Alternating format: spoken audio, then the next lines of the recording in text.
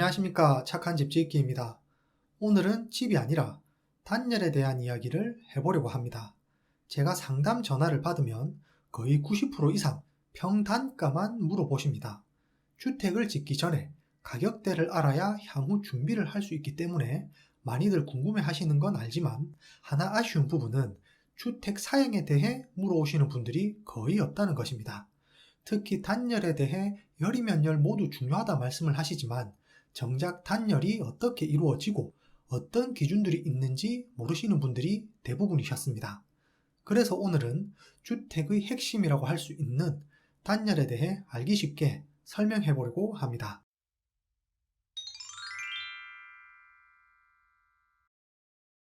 주택은 눈에 보이는 내장재와 외장재 사이에 단열재들이 시공됩니다. 단열은 사양에 따라 생활의 만족도에 많은 차이를 나타내고 완공 이후 다시 손대기 어렵기 때문에 매우 중요한 선택 중 하나라고 할 수 있습니다. 그리고 제일 중요한 금액 차이를 발생시키기도 합니다. 그럼 단열재의 종류를 먼저 알아보겠습니다. 단열재는 유기단열재와 무기단열재로 나눌 수 있는데 유기단열재는 EPS, XPS, 열반사지, 우레탄, 그리고 무기단열재는 글라스 울, 미네랄 울이 대표적으로 많이 쓰이는 자재들입니다. 여기서 각 자재들의 특징과 장단점, 그리고 열 관류율, 열 전도율 및 열 저항값 등 너무 자세히 파고들면 꼬리에 꼬리를 물고 들어가야 하기 때문에 최대한 가볍고 필요한 핵심만 말씀드릴까 합니다. 그리고 너무 깊이 들어가면 저도 이해를 못합니다. 그래서 현장에서 많이 쓰는 자재 위주로 저의 체감 위주로 이야기를 풀어보려고 합니다.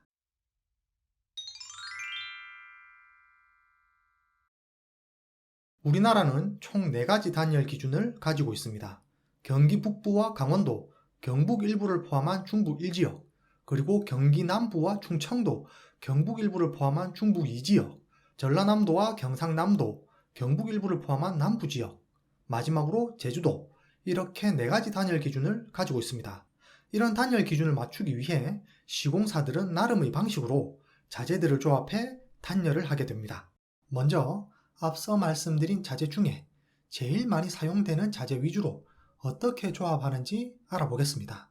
아마 오늘 이 영상만 보셔도 주택 단열에 대한 이해도를 높이시는데 큰 도움이 되지 않을까 생각됩니다. 현재 우리나라에서 많이 지어지는 목조주택 그리고 정통 스틸하우스를 기준으로 제일 많이 사용되는 자재는 EPS와 XPS 그리고 글라스 울입니다. EPS와 XPS는 주로 외부 단열을 위해 쓰이고 글라스 울은 내부 단열에 주로 쓰이는 자재입니다. 물론 내부 외부 단열 전부 글라스 울로 사용해도 무방합니다만 그 부분은 몇 가지 살펴봐야 할 부분이 있어서 영상 말미에 설명을 드리고 지금은 현재 제일 많이 쓰이는 자재 위주로 말씀을 드리겠습니다.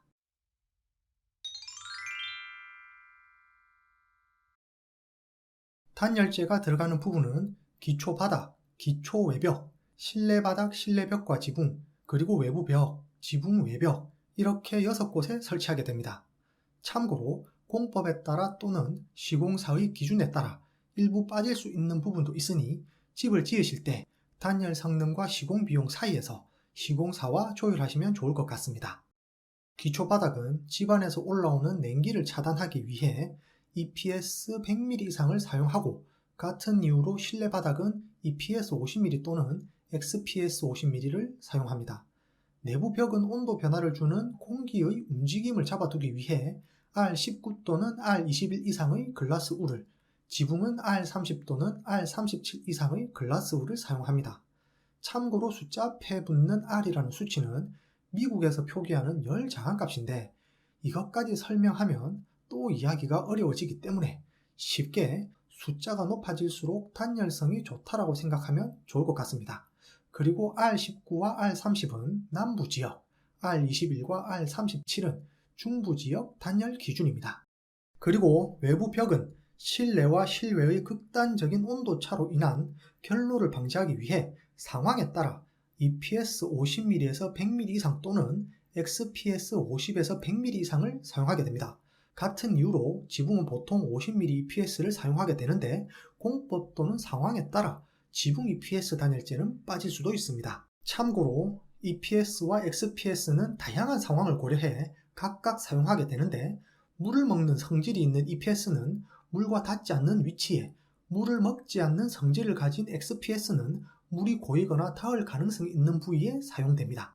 다시 돌아와 앞서 말씀드린 자재로 나름 고사양의 집을 짓는다면 기초 바닥은 EPS 100mm 이상, 기초 벽면은 XPS 100mm 이상, 실내 바닥은 XPS 50mm, 내부 벽은 R21, 지붕은 R37 글라스 울을, 외벽은 EPS 100mm 이상 그리고 지붕은 EPS 50mm 이렇게 사양을 맞춘다면 저는 굉장히 나이스하다고 생각됩니다.